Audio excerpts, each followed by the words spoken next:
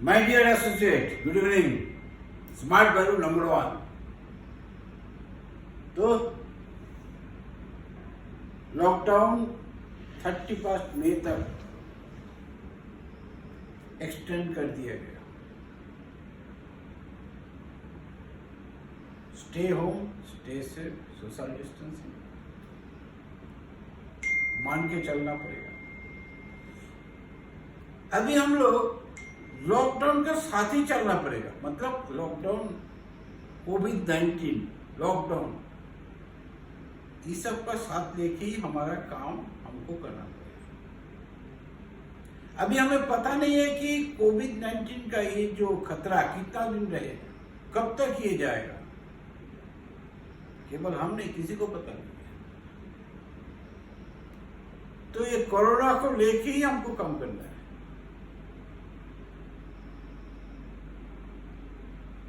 हमारे आदरणीय प्रधानमंत्री ने कोरोना से जूझने के लिए बहुत सारे आर्थिक पैकेज का ऐलान किए हैं। मोदी जी ने MSME sector, small and medium industry, technology development, infrastructure development and self sufficient, इसके बारे में अच्छा पैकेज का अनाउंसमेंट किए। वो चाहते हैं कि हमारा सोसाइटी सेल्फ सफिशिएंट बने और जल्दी से जल्दी इकोनॉमी पटरी में आ जाए। हमारे प्रधानमंत्री मोदी जी और उनका कैबिनेट मिनिस्टर हर वक्त ये कोशिश कर रहे हैं ताकि जल्दी जल्दी स्थिति में सुधार हो। साथ साथ जो स्टेट गवर्नमेंट है वो भी हर तरह का कोशिश कर रहे हैं ताकि आदमी का जो नुकसान हुआ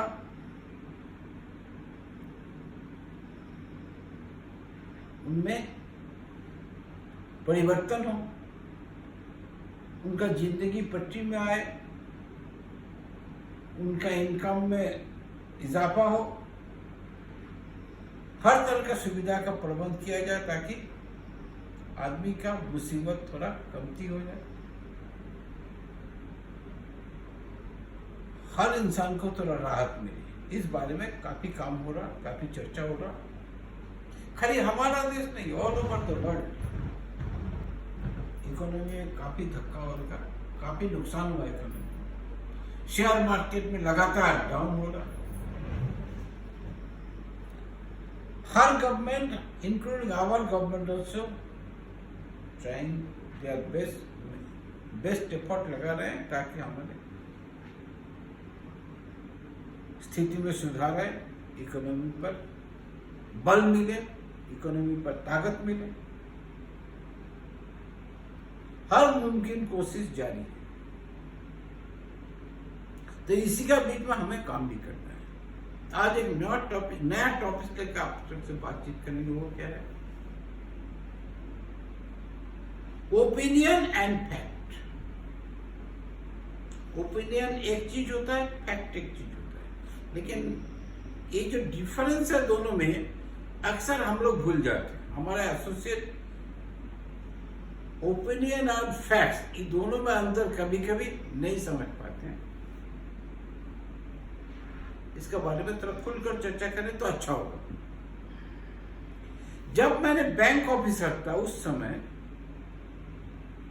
हमारे यूनियन का एक प्रोग्राम था, डेलीगेट सेशन था।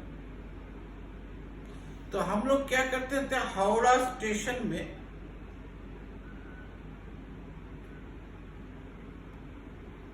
कार का इंतजाम किया जाता है। एक कार हावड़ा स्टेशन में था, जबकि हावड़ा में जो सारा भारत से जो ट्रेन आ रहा उसमें हमारे डेलीगेट भी आ रहे थे। हमारा काम था वहां पर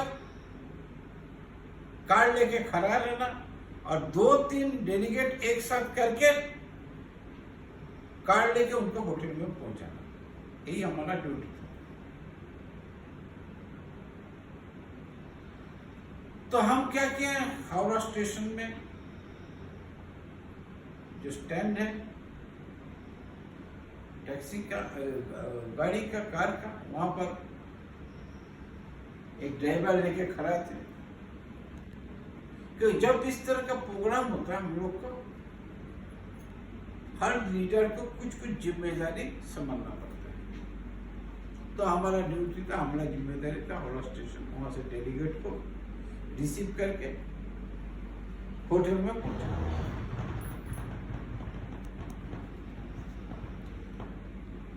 तकरीबन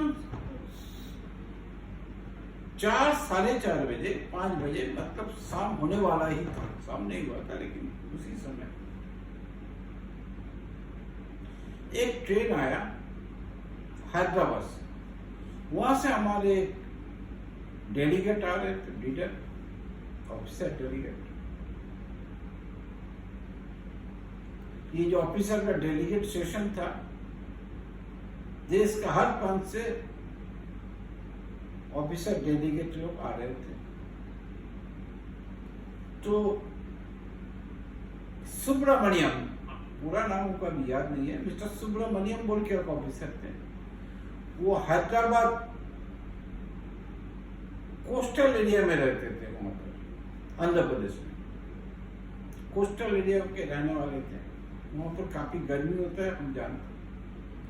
तो उन्होंने तकरीबन शाम होने वाला था, आधा घंटे में शाम हो जाएगा, उस समय हावड़ा स्टेशन में पहुंचे। तो हम और हमारा एक दोस्त था, मैंने क्या कि उनको लेके चला। हुगली ब्रिज के ऊपर एक अच्छी खास जगह है, वहां पर हम उनको थोड़ा वेट करने बोले कि नेक्स्ट ट्रेन से दार्जिलिंग से दूसरा एसोसिएट आने वाला है, डेलीगेट आने वाला है, दार्जिलिंग से आएंगे। ये जो डेलीगेट आए वो हैदराबाद से आए, मतलब वो कोस्टल एरिया के रहने वाले हैं आंध्र प्रदेश में, और नेक्स्ट जो डेलीगेट आएंगे वो दार्जिलिंग से आएंगे। तो आंध्र प्रदेश से जो डेलीगेट है उनका नाम था मिस्टर सुब्रमण्यम। तो नेक्स्ट ट्रेन आने में कम से कम आधा घंटा लेट था, आधा घंटा देर से आने वाला था। मैंने क्या किया, मिस्टर सुब्रमण्यम को लेकर हावड़ा ब्रिज का उधर एक अच्छा जगह में थोड़ा टहल रहे थे। हुगली रिवर से अच्छा हवा आ रहा था, शाम होने वाला था, सुदीन एटमॉस्फेयर था चारों तरफ, ठंड पानी का जो हुगली रिवर का ठंडा हवा आ रहा था, अच्छा लग रहा था। मिस्टर सुब्रमण्यम ने बोला, अरे आपका इधर क्लाइमेट बहुत अच्छा है जी, ठंडा ठंडा हवा आ रहा, रिवर का, सूरज का उतना ये भी नहीं है, ताप भी नहीं है, हीट नहीं है, बहुत सुनहरा लग रहा है, अच्छा लग रहा है। मैंने खुश हुआ कि कलकत्ता का क्लाइमेट अच्छा है, ये सर्टिफिकेट उन्होंने दे दिया, अच्छा लगा। तकरीबन 15-20 मिनट के बाद दार्जिलिंग से हमारा जो डेलीगेट ऑफिसर थे वो आए नेक्स्ट ट्रेन। उनका नाम था बीर बहादुर सिंह, बीर बहादुर कहते थे, नेपाली थे, दार्जिलिंग के रहने वाले। तो बीर बहादुर जी आए, उनको भी वहां हावड़ा ब्रिज के उधर में हमारा दोस्त लेके आए, क्योंकि दोनों एक साथ जाएंगे। तो बीर बहादुर गुरुंग, उनका पूरा नाम था बीर बहादुर गुरुंग। बीर बहादुर ने बोले, अरे भाई आपका इधर कितना गर्मी है, पसीना पसीना हो रहे हैं, क्योंकि ठंडा जगह से आ रहे थे। दार्जिलिंग में आप जानते हैं विंटर में वहां पर कभी कभी स्नोफॉल भी होता है। तो उन्होंने ठंडा जगह से वो बटन बटन खोल रहा था, बहुत गर्म लग रहा, आपका इधर काफी गर्मी है, हवा में काफी नमी है, हम लोग पसीना पसीना हो रहे हैं, चलिए जल्दी हम लोग होटल में चले जाए। दोनों को ही मैंने एक ही जगह में रखा है, लेकिन दोनों का ओपिनियन डिफरेंस है। सुब्रमण्यम जी बोल रहे हैं कि इधर का क्लाइमेट सुदीन है, अच्छा है, विंड आ रहा है, हवा अच्छा है। और मिस्टर बीर बहादुर गुरुंग बोल रहे हैं बहुत गर्मी है, पसीना पसीना हो रहा है।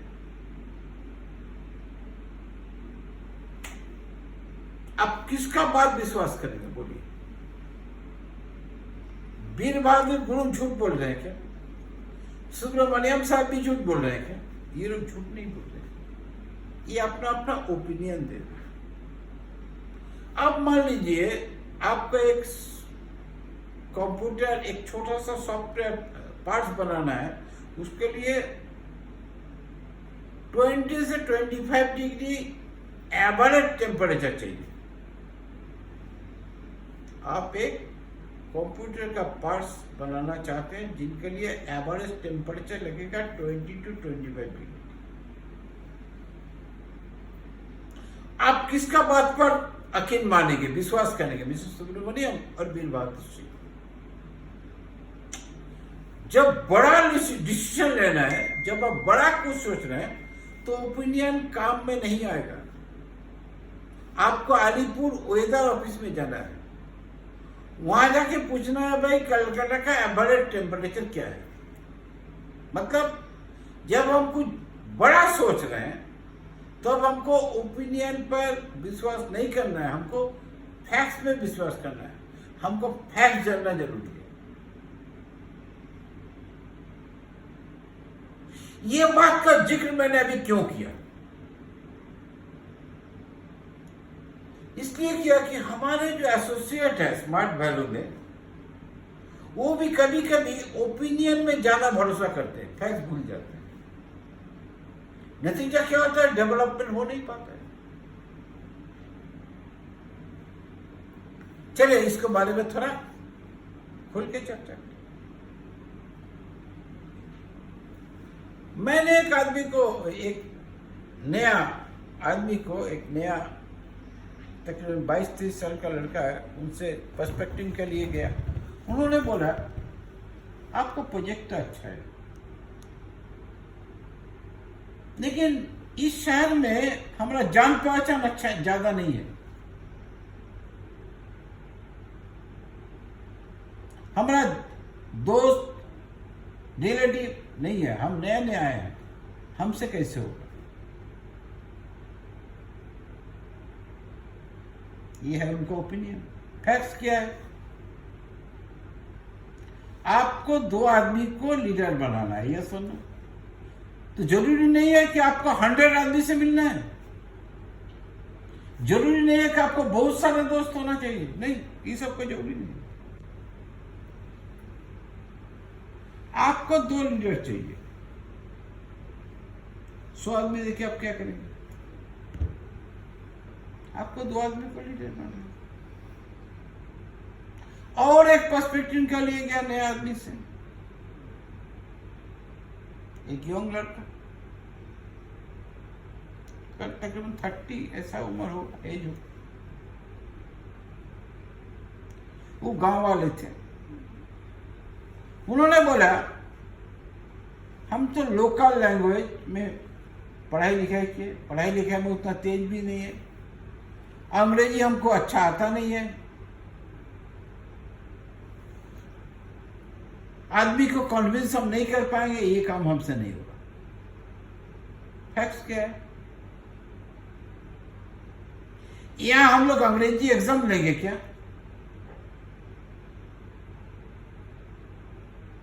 नहीं। फैक्ट्स ये है कि हमारा यहाँ 90% सक्सेसफुल जो लीडर हैं वो या तो रूरल एरिया गांव से और सेमी अर्बन एरिया से आए। मतलब यहाँ रूरल एंड सेमी अर्बन इलाका से जो आए हैं, एरिया से जो आए हैं एसोसिएट, उनका तरक्की काफी हुआ है। और एक एग्जाम्पल देते हैं। तकरीबन 35 साल का उम्र के एक आदमी से मैंने बातचीत कर रहा, मिडिल एज का आदमी है, 35 से 40 का होगा। उनसे मैंने हमारा प्रोग्राम शेयर किया। उन्होंने बोला ये सब जो सिस्टम है ना, यहाँ पर स्मार्ट वैल्यू सिस्टम, और यहाँ पर अगर हम पहले ज्वाइन करते, शुरुआत में, बिगिनिंग में, तब हमको बहुत फायदा मिलता। अभी तो यहाँ बहुत आदमी ज्वाइन कर चुके हैं, अभी उतना इनकम हमारा नहीं होगा, यहाँ सक्सेस मिलना अभी मुश्किल है। अच्छा भाई, आप 10 साल पहले अगर लेफ्ट एंड राइट पे 900 माइल किए हैं 1:2 में, आपको एक स्टेप का पेमेंट मिलेगा। और आज अगर आप ज्वाइन कर तो वही काम करते हैं, राइट एंड लेफ्ट में 900 माइल्स 1:2 में करते हैं, तो अभी एक ही स्टेप का पेमेंट मिलेगा। आप अपना एफर्ट का रिजल्ट एंजॉय करेंगे। 10 साल पहले भी करते, अभी भी ज्वाइन करने से सेम रिजल्ट होगा। You will get the benefit of your own effort. Beginning और एंड का सवाल ही पैदा नहीं होता। ये है ओपिनियन फैक्ट्स। जो एग्जांपल है हमारे पास,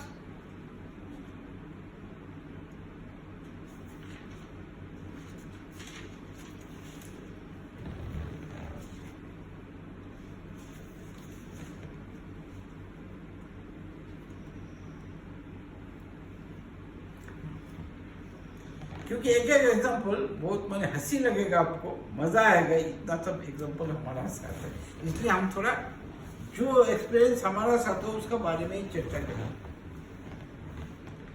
फिर एक तकरीबन 25-26 साल का लड़का है, यंग लड़का, उनका पास मैंने गया, मैंने अपना जो प्रोजेक्ट है शेयर किया उनसे, स्मार्ट वैली का प्रोजेक्ट, हम लोग STP का बोलते हैं। ध्यान से सुने,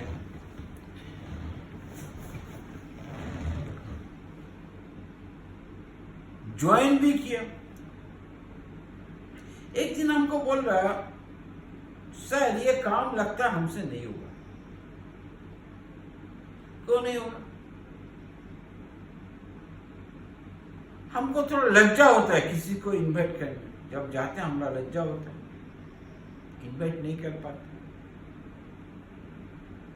कभी कभी हमको तो डर भी लगता है, क्यों भाई? बोला हम कुछ फियर इसलिए होता है, नंबर 1 होता है फियर। क्या होता है? नंबर 1 फियर है लॉस ऑफ रेपुटेशन, हमारा प्रेस्टीज चला जाएगा, आदमी क्या सोचेंगे हम इस तरह का काम करते हैं। नंबर 2 फियर ऑफ रिफ्यूजल, अगर मैं इन्वाइट किया हमको मुंह पर मना करते, इंसल्ट होगा। और क्या फियर है? Fear of uncertainty. अच्छा, हम बोलने से वो आ जाएंगे, अगर आ भी गए, सुनेंगे ठीक से, सुन भी लिया तो ज्वाइन करेंगे, ज्वाइन भी किया तो काम करेंगे क्या? हर वक्त उनका सामने क्या दिखता है? अनसर्टेनिटी। फैक्ट्स क्या है? उनका ड्रीम स्ट्रांग नहीं है, ड्रीम कमजोर है। ड्रीम का साथ उसका हार्ट का रिलेशन नहीं है। वो काम करते कुछ, सोचते कुछ। यहां तभी आपको सक्सेस मिलेगा जब आपका 3 चीज एक जगह में आना चाहिए। 3 things should be in harmony. Number 1, what you think, what you say. Number 2, and number 3, what you do. What you think, what you say, and what you do. 3 एक जगह में आना चाहिए। अगर आपका ड्रीम स्ट्रांग है तो आपका मन में डर आएगा ही नहीं। You can overcome everything if you have a strong dream. तो मतलब मैंने उनको सलाह दिया, आप अपने ड्रीम को स्ट्रांग कीजिए, आप अपना डिजायर को स्ट्रांग कीजिए, तब देखिए छोटा मोटा प्रॉब्लम आपका दिखाई नहीं देगा। फिर एक आदमी का पास गया, वो MSc पास किया हुआ था, प्राइवेट स्कूल में नौकरी करता था, पैसा का काफी जरूरत था। उनका पास मैंने आपका प्रोग्राम किया, उन्होंने बोला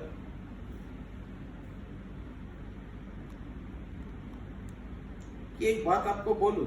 बोलिए।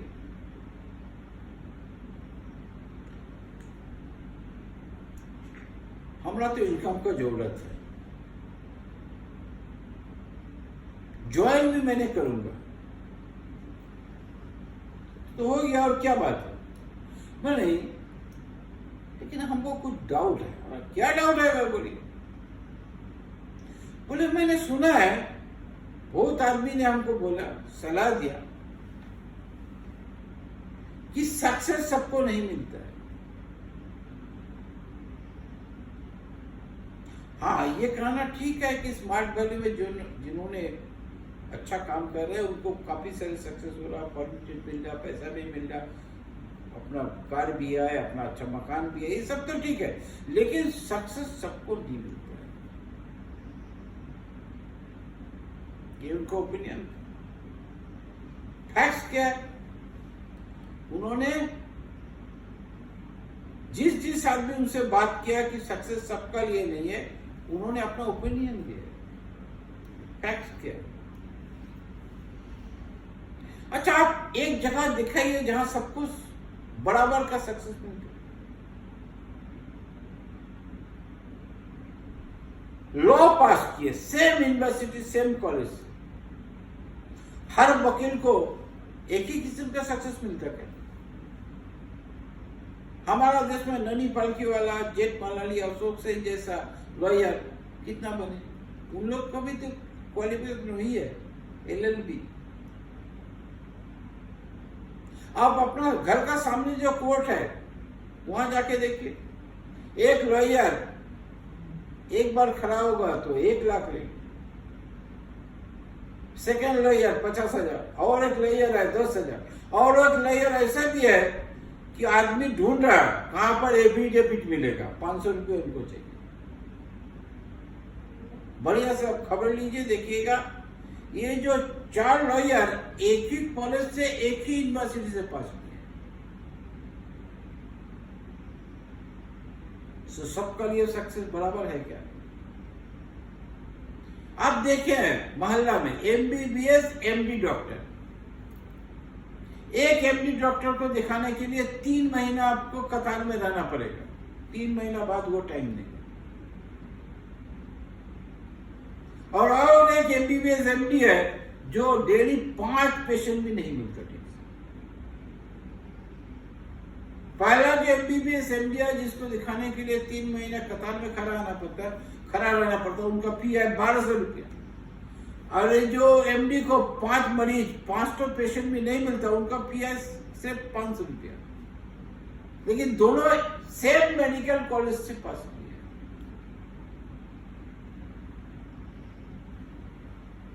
समझ आ रहा है मैं क्या बोल रहा हूं?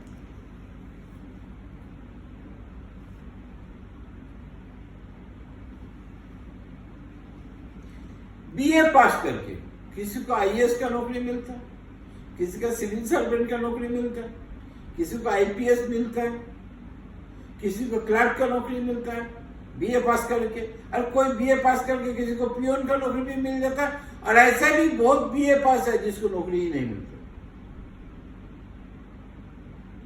ग्रेजुएशन फ्रॉम कलकत्ता यूनिवर्सिटी, सभी को ग्रेजुएशन कंप्लीट हुआ कलकत्ता यूनिवर्सिटी में, लेकिन एक एक आदमी का एक एक किस्म का डेवलपमेंट हुआ। तो मतलब कोई भी जगह ऐसा नहीं है जहां पर सबका तरक्की सेम लेवल में होता। डिपेंड करता आप कितना एफोर्ट देंगे, कितना नॉलेज गेन करेंगे, कितना लगाव आपका है, कितना आप मेहनत करेंगे, और जिस प्रोफेशन में आप काम कर रहे हैं उनका साथ आपका हार्ट का रिलेशन कैसा है।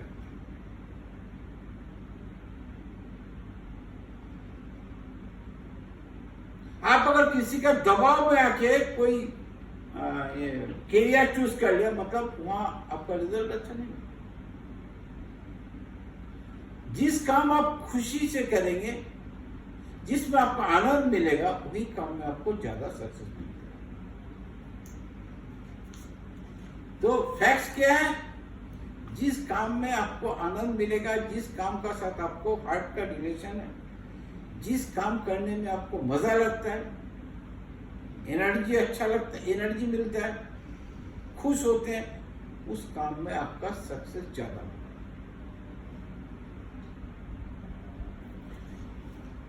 फिर एक आदमी से मैंने चर्चा किया हमारा प्रोग्राम के बारे में, उन्होंने ज्वाइन भी किया, एज तकरीबन 25 साल के अंदर ही हुआ, ज्वाइन भी किया। साल भर काम किया, उतना बढ़िया काम नहीं हो रहा था, ज्यादा खुश नहीं था। ट्रेनिंग में भी आते थे, लेकिन लगता है कि कोई उसको धक्का देके ट्रेनिंग में लाया। करीब 1.5 साल बाद हमसे उनका परिचय हुआ अच्छी तरह से। उन्होंने मुझको बोला, ये काम हमको ज्यादा अच्छा नहीं लग रहा। हाँ, क्यों भाई, क्या बात है? बोले काम मोनोटोनस है, स्टीरियोटाइप, वही लिस्ट बिल्डिंग करो, वही इन्विटेशन करो, ट्रेनिंग लो, फॉलो थ्रू करो, सेम काम हमको डेली करना पड़ता है। स्टीरियोटाइप काम में कुछ मजा नहीं है, एक ही तरह का काम।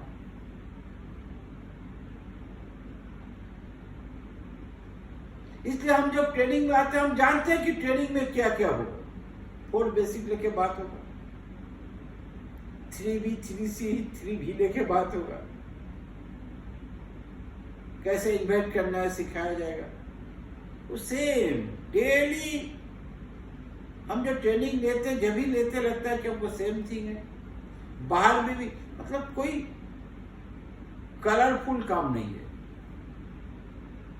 मोनोटोनस काम, स्टीरियोटाइप काम, एक ही तरह का काम डेली करना पसंद नहीं आता, अच्छा नहीं।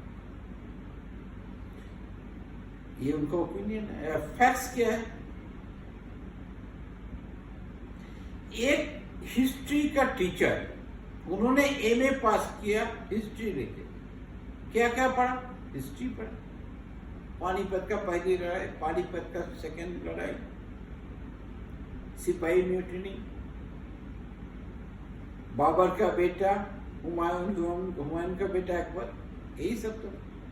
अच्छा, उनको एक स्कूल में नौकरी मिला, क्या पढ़ाएंगे वो? हिस्ट्री पढ़ाएंगे। हिस्ट्री का टीचर तो फिजिक्स नहीं पढ़ा पाएंगे, केमिस्ट्री नहीं पढ़ा पाएंगे, तो उनको तकरीबन 25 साल उम्र में नौकरी लग गया स्कूल में, 60 साल में वो रिटायर्ड होंगे, अभी तो 65 साल में भी रिटायर होगा। मतलब 35 से 40 साल उन्होंने क्या पढ़ाएंगे स्कूल में? History and history. और वो अच्छा हिस्ट्री पढ़ाते हैं तो उनका प्राइवेट ट्यूशन भी जुटता है, तो प्राइवेट ट्यूशन में वो क्या पढ़ाते हैं? वही हिस्ट्री। ध्यान से सोचिए, स्कूल में 6-7 घंटा हिस्ट्री, प्राइवेट ट्यूशन में 3 घंटा फिर वही हिस्ट्री। रिटायरमेंट का बाद उनका नाम अच्छा था, हिस्ट्री अच्छा पढ़ाते। रिटायरमेंट के बाद भी वो क्या पढ़ाते हैं? वही हिस्ट्री। तो उनको मोनोटोनस नहीं लगता, उनको स्टीरियोटाइप नहीं लगता। हम अगर बैंक ऑफिसर कंटिन्यू करते बैंक में, तो हमको भी 35 साल वही काम करना पड़ता, बैंक का सेम काम। हमारे जो कवि हैं, फेमस हमारा कवि, विश्व कवि बोलते हैं, रविंद्रनाथ टैगोर, उन्होंने 65 से 70 साल तक केवल राइटिंग किया, कविता लिखे, कहानी लिखे, ड्रामा लिखे, संगीत लिखे। मतलब 65 से 70 साल वो खाली लिखते गए।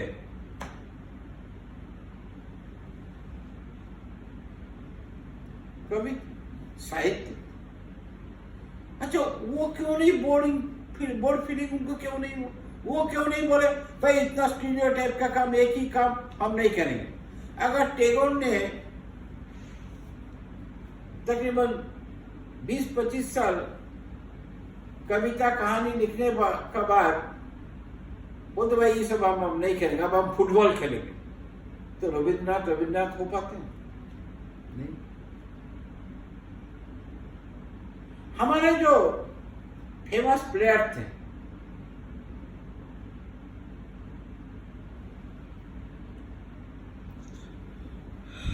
वो जो हमारे प्लेयर का नाम क्या है, सचिन तेंदुलकर, तकरीबन 30 साल खाली बैटिंग की है। ये सब ना बोलिए, कोई बोलेगा जो सचिन जी बहुत अच्छा फील्डिंग करते हैं, नहीं बॉलिंग अच्छा करते हैं, नहीं तो फेमस किस लिए हुआ, बैटिंग बहुत अच्छा। 30 साल खाली उन्होंने क्या किया, खाली बैटिंग किया।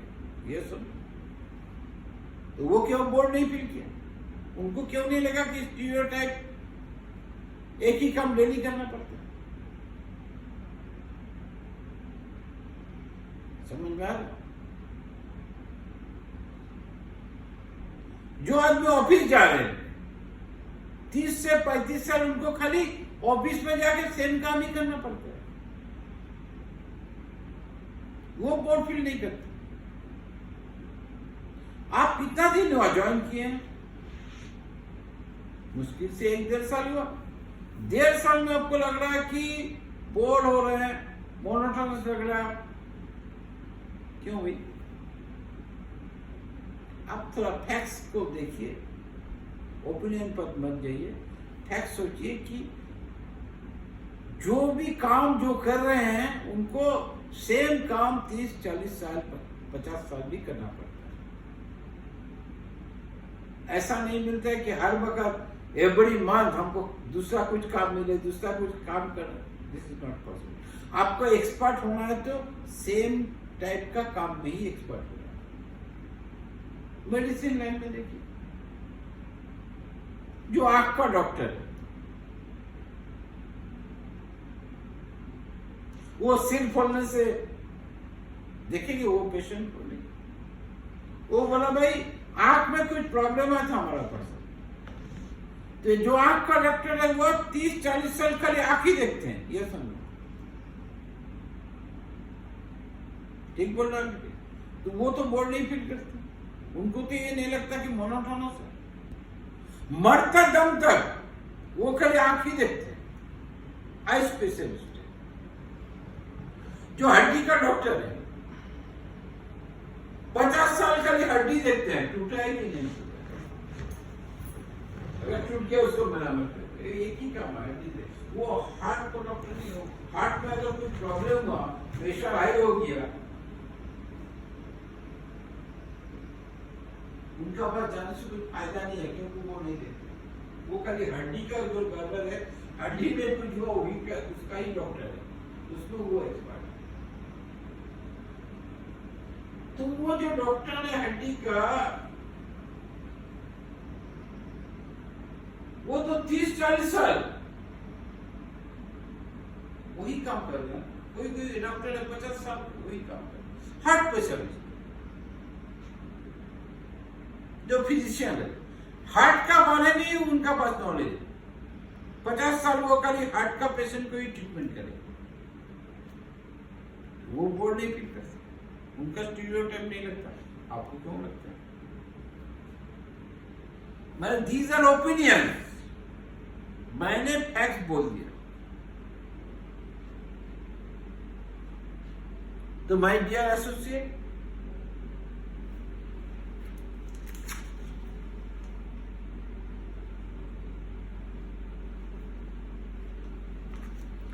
और एक उदाहरण हमको मिला, एक एसोसिएट हमको बोला 2-3 साल ज्वाइनिंग का बाद,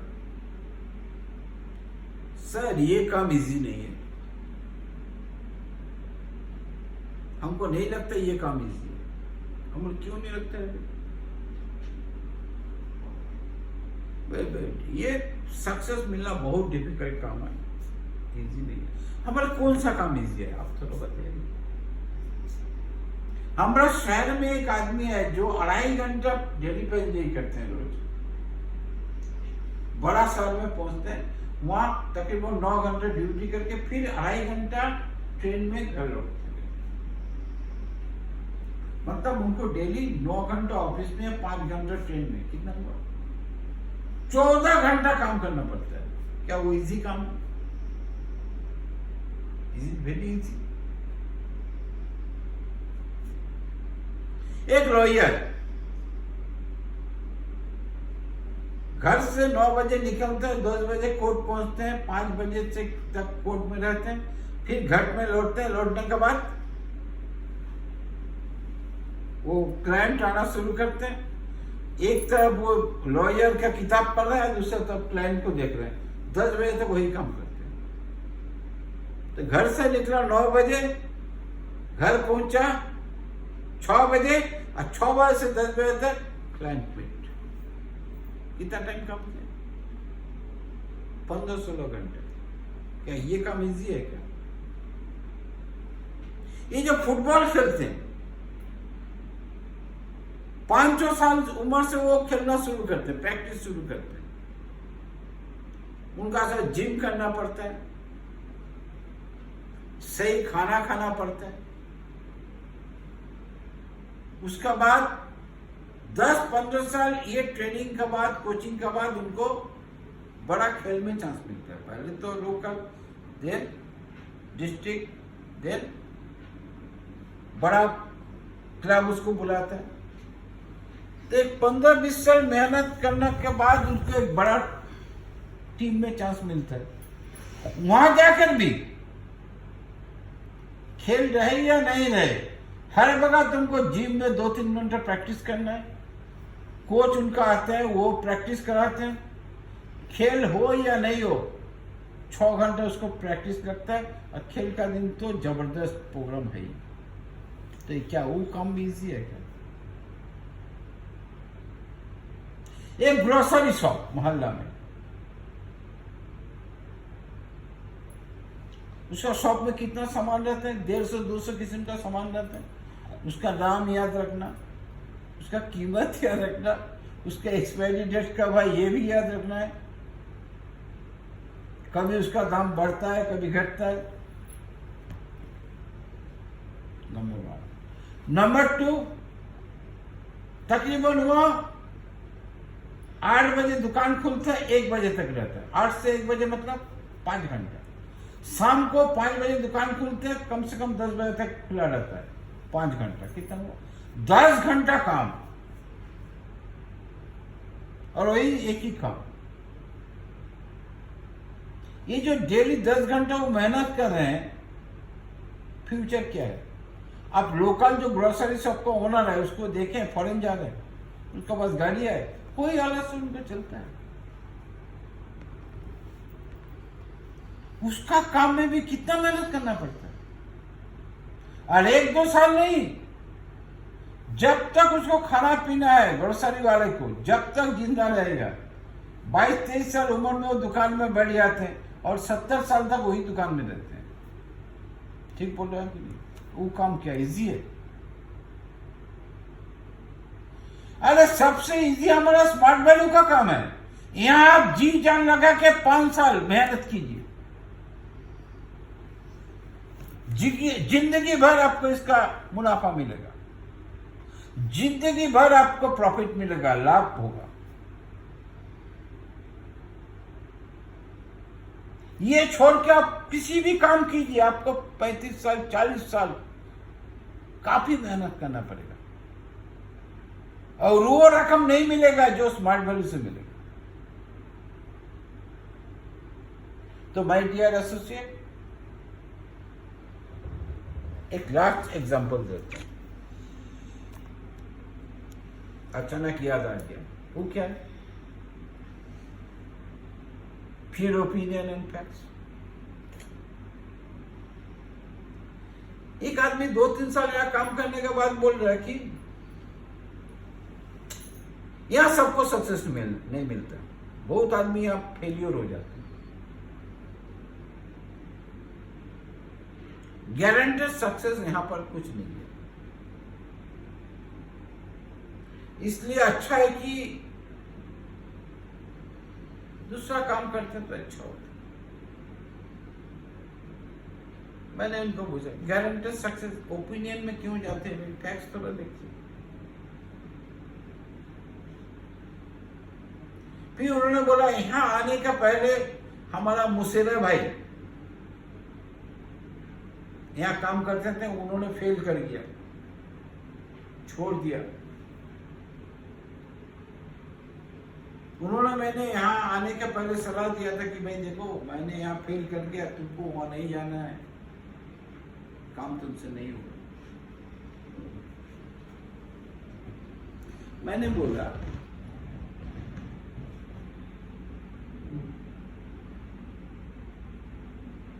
ये जो हायर सेकेंडरी परीक्षा होता है ना, मान लीजिए लास्ट ईयर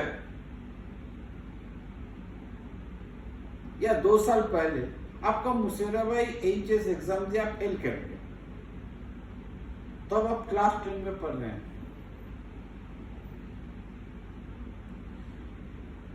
क्या आप सोचेंगे कि मुसेरा भाई एचएस में फेल कर गया, हम तो क्लास 10 में पढ़ रहे हैं, अभी हम पढ़ाई लिखाई ड्रॉप कर रहे हैं क्योंकि लगता है हम भी फेल कर गए? ऐसा हुआ आपका जिंदगी में? कोई रिलेटिव आपको इस तरह का एडवाइस दिया कि आपका मुसेरा भाई एचएस में फेल कर गया, आप 10 में क्यों लड़ाई कर रहे हो, छोड़ दो लिखाई पढ़ाई? आपसे भी नहीं होगा। किसी ने इस तरह का सलाह आपको दिया, एडवाइस दिया? नहीं दिया। ये जो आपका मुसेरा भाई यहाँ पर सक्सेस नहीं है, उसने आपको बोल दिया, वो अभी भी वही चीज आपका कैरी कर रहे हो, आप कैरी कर रहे हो। आप वो मुसेरा भाई का सलाह भूल जाइए, वो उनका ओपिनियन था। फैक्ट ये है कि अब दिल लगा के काम कीजिए, बाय हार्ट काम कीजिए, आपको सक्सेस मिलेगी। तो माय डियर एसोसिएट, मेरा सलाह है भूल से भी कभी ओपिनियन पर विश्वास मत कीजिए।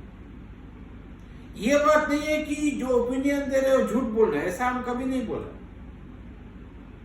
जिंदगी का अहम फैसला, जबरदस्त फैसला, जहां से आपको कैरियर बनेगा, आपका फ्यूचर बनेगा, ये फैसला कभी ओपिनियन सुन के मत लीजिए।